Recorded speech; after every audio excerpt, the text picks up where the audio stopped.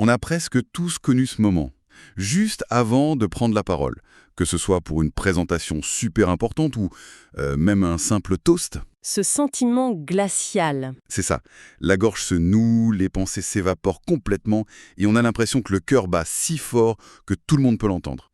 C'est une peur presque primitive, non? C'est une peur fondamentale, oui.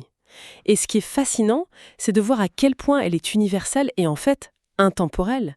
Les sources qu'on analyse aujourd'hui tirées de l'œuvre de Dale Carnegie nous ramènent en 1912. Waouh, 1912. Oui, il a lancé des cours de soir pour des hommes d'affaires et il a très vite compris que leur demande numéro un, c'était pas de devenir Cicéron. Non, j'imagine. Leur besoin était beaucoup plus simple, plus viscéral. Pouvoir rester debout devant un groupe et juste penser de manière cohérente, sans que la panique prenne le dessus. Avec ses règles hyper complexes, intimidantes. Exactement. Pour lui, la prise de parole, ce n'est pas un art réservé à une élite. C'est une compétence. Une technique qui peut s'acquérir. L'idée centrale, c'est de ne pas essayer de devenir quelqu'un d'autre sur scène, Non, au contraire. mais de faire de sa parole l'expression la plus directe de sa propre personnalité. C'est tout à fait ça. Il ne s'adressait pas aux futurs politiciens, mais aux professionnels, à la personne en entreprise, bref, au citoyen qui veut simplement se faire entendre et avoir de l'influence dans son quotidien. Donc une méthode pratique. Et éminemment pratique. Débarrassé de tout l'attirail académique. C'est une méthode née du terrain, de l'expérimentation avec des milliers et puis des millions de personnes.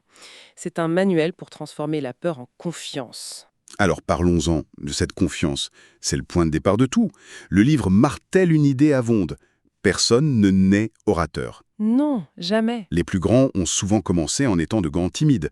La confiance, ça se construit brique par brique. Et Carnegie propose un plan de construction, en gros en 4 étapes fondamentales. La première, c'est déjà de réaliser que la prise de parole a changé. Ah oui. On est sorti de l'ère des discours grandiloquents, des envolées lyriques.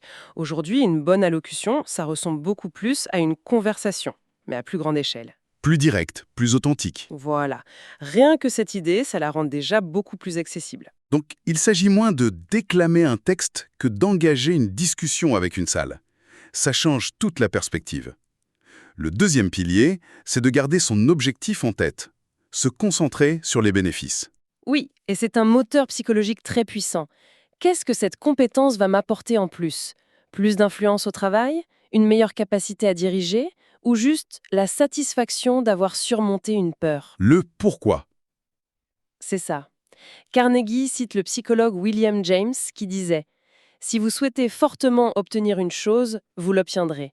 Ce n'est pas de la magie, c'est le pouvoir de la motivation. Si le pourquoi est assez fort, le comment devient beaucoup plus facile. Je comprends, mais j'imagine que la motivation seule, ça ne suffit pas face au trac qui paralyse. C'est là qu'intervient le troisième pilier qui est purement mental. Être certain de son succès. C'est le point le plus subtil et peut-être le plus important. Agir comme si on avait déjà l'assurance qu'on veut acquérir. Exactement. Ce n'est pas juste de la pensée positive un peu naïve, c'est une technique. On dirait aujourd'hui cognitivo-comportementale. La peur engendre un comportement timide qui lui-même renforce la peur. C'est un cercle vicieux. Et comment on brise ce cercle vicieux? Carnegie propose de le briser en agissant délibérément avec confiance. Se tenir droit, regarder les gens dans les yeux, parler d'une voix ferme. Le corps envoie un signal au cerveau, tout va bien. Et ça aide à court-circuiter la panique. Vos pensées façonnent votre réalité. C'est un peu le « fake it till you make it », mais appliqué de manière très consciente. On reprogramme son cerveau. Mais bon, la pensée et l'action ne peuvent pas rester théoriques. À un moment, il faut bien se lancer pour de vrai, non? Et c'est la règle d'or, la 4e étape, la pratique. C'est non négociable. On n'apprend pas à nager en lisant un manuel au bord de la piscine. Il faut se jeter à l'eau. Voilà. Et Carnegie adore citer l'exemple de George Bernard Shaw, un des plus brillants orateurs de son temps, qui expliquait qu'il avait appris en se rendant obstinément ridicule jusqu'à ce qu'il sache. Attendez, ce conseil est fascinant, mais est-il vraiment applicable aujourd'hui? Je veux dire, dans un contexte pro, se rendre ridicule, ça peut avoir des conséquences très concrètes sur une carrière. Comment on adapte ça? C'est une excellente question. Il faut l'interpréter. Se rendre ridicule ne veut pas dire saboter une présentation devant son PDG. On est d'accord. Ça veut dire accepter de ne pas être parfait au début. Ça veut dire saisir toutes les occasions à faible enjeu pour s'entraîner. prendre la parole dans une petite réunion d'équipe, poser une question-conférence, s'inscrire à un club. Multiplier les petits plongeons avant l'océan. C'est l'idée. S'exposer progressivement, désensibiliser la peur. D'accord. Et le livre est rempli d'histoires qui montrent que ce processus fonctionne, parfois de manière spectaculaire. Absolument. Ces anecdotes ne sont pas là pour faire joli, elles sont la preuve par l'exemple.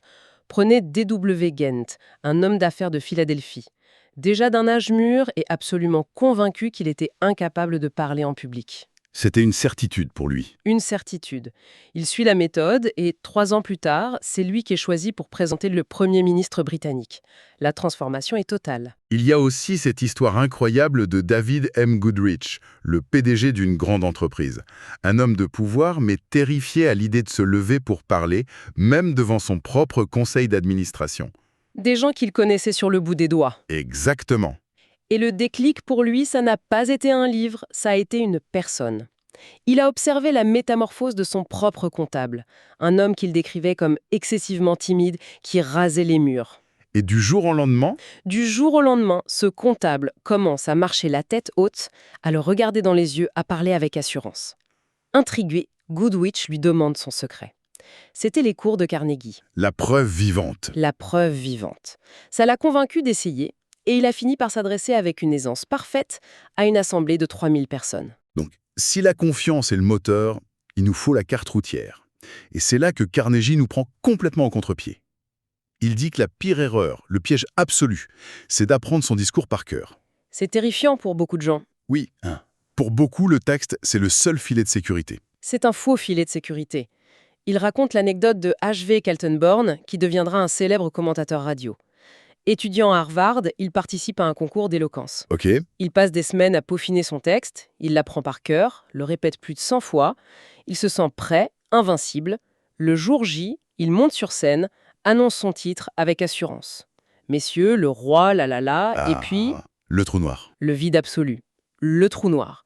Impossible de se souvenir du mot suivant. C'est le cauchemar de tout rapport. Exactement, la mémoire, surtout sous la pression du stress, est très fragile. Quand on apprend par cœur, on construit un mur de mots. Si une seule brique manque, Tout s'écroule. tout l'édifice s'écroule. On devient l'esclave de ses phrases au lieu d'être le maître de ses idées. Je comprends le danger, mais alors, comment on se prépare? Si on n'a pas de texte, on risque l'improvisation totale, le désordre, les à répétition. C'est quoi le juste milieu? Le juste milieu, c'est de préparer ses idées, pas ses mots.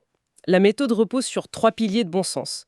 Premièrement, parler d'un sujet qu'on connaît, Qu'on maîtrise. qu'on maîtrise par l'étude ou, encore mieux, par l'expérience. Le livre le dit très joliment. Dites ce que la vie vous a appris. Quand on parle de son vécu, on n'a pas besoin de script. Les mots viennent. On est plus authentique, plus crédible. Deuxièmement, il faut choisir un sujet qui nous passionne, qui nous tient à cœur. L'enthousiasme, c'est contagieux, c'est le moteur le plus puissant de la communication. Si on est convaincu, cette conviction transparaît. L'auditoire le sent. L'auditoire le sent. Et troisièmement, il faut avoir un désir ardent de communiquer, de partager quelque chose. L'objectif, c'est pas de performer, c'est de transmettre. Si on se concentre sur le message et sur les gens, on s'oublie soi-même. Et le trac perd son emprise. Voilà. Donc la préparation est plus interne qu'externe. Il s'agit de maîtriser le sujet, pas le texte. Concrètement, ça ressemble à quoi? On arrive les mains dans les poches? Pas du tout. Ne pas écrire son texte ne veut pas dire ne pas se préparer. Au contraire, la préparation est encore plus intense. Carnegie parle de ruminer son sujet. Ruminer? Oui, y penser sous la douche, en marchant, jusqu'à ce que les idées soient claires, mûres. La technique, c'est de jeter ces idées clés sur de petites fiches. Pas des phrases, juste des mots-clés, des étapes logiques. C'est la structure, le squelette. Et pour la répétition? La meilleure des répétitions, c'est de parler de son sujet avec des amis, des collègues, de tester ses arguments, de voir ce qui est clair, ce qui percute. C'est une répétition vivante qui ancre les idées sans les figer. D'accord, c'est beaucoup plus clair.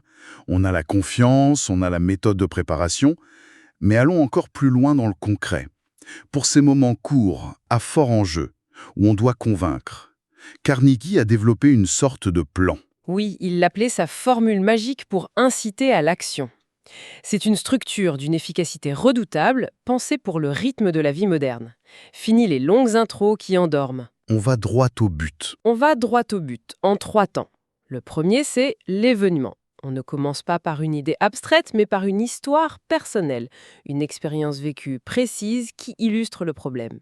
Ce qui est brillant là-dedans, c'est que cette formule pirate notre psychologie. En commençant par une histoire, on se connecte directement à l'émotion. C'est tout à fait ça. L'histoire crée l'empathie, le contexte. Une fois que ce terrain émotionnel est préparé, on passe à la deuxième étape. L'action, La demande, la demande. Et là, on la formule de manière très claire, brève et directe. Pas un vague « il faudrait être plus patriote », mais un très concret « n'oublions pas d'aller voter dimanche prochain ». L'action doit être simple. facile à exécuter. Et pour s'assurer que les gens le fassent, il y a la troisième et dernière étape. Le bienfait. C'est le moment où on répond à la question que tout le monde se pose. Et moi, qu'est-ce que j'y gagne? On explique l'avantage direct, personnel, que l'auditoire retirera de cette action. L'événement touche le cœur, l'action guide l'esprit. Et le bienfait motive l'intérêt personnel. C'est un triptyque psychologique très puissant. C'est fou de voir à quel point cette structure est toujours utilisée aujourd'hui dans les pitchs de start-up, les campagnes. Voici le problème que j'ai rencontré, l'événement. Voici ma solution, l'action. Et voici comment elle va vous changer la vie, le bienfait. Absolument. C'est une formule intemporelle parce qu'elle est calquée sur le fonctionnement de la persuasion humaine. Elle n'impose pas une idée, elle amène l'auditoire à sa propre conclusion. Quand on rassemble toutes ces pièces, on se rend compte que le projet de Carnegie va bien au-delà de simples techniques de prise de parole, en fait. En effet, le but ultime, ce n'est pas seulement de bien parler, c'est un outil de développement personnel. Vaincre la peur de parler en public, c'est une victoire sur soi-même qui a des répercussions dans tous les domaines de la vie. C'est vrai. On se libère d'une peur fondamentale et ça donne la confiance pour affronter beaucoup d'autres craintes. Donc, en fin de compte, apprendre à parler, c'est apprendre à diriger, en commençant par se diriger soi-même, en sortant de ses propres peurs. C'est un guide pour libérer sa personnalité. Pour que notre parole devienne enfin l'expression authentique de qui nous sommes. Précisément, ce processus force à clarifier ses propres pensées. Pour les expliquer aux autres, il faut d'abord qu'elles soient claires pour soi. C'est une discipline mentale. C'est une discipline mentale. Et cette clarté d'esprit, cette confiance en sa capacité à exprimer ses idées, c'est un atout inestimable, bien au-delà de la salle de réunion. Toute cette conversation m'amène à une dernière réflexion. Carnegie insiste sur le fait que la parole est l'expression de la personnalité humaine. Si nos idées sont confuses, ou si la peur nous empêche de les exprimer, c'est une partie de nous qui reste, en quelque sorte, emprisonnée. La question qui se pose alors, ce n'est peut-être pas seulement « comment puis-je mieux parler ?», mais plutôt « quelle part essentielle de moi-même reste silencieuse ? Et qu'adviendrait-il si je lui donnais enfin une voix ?»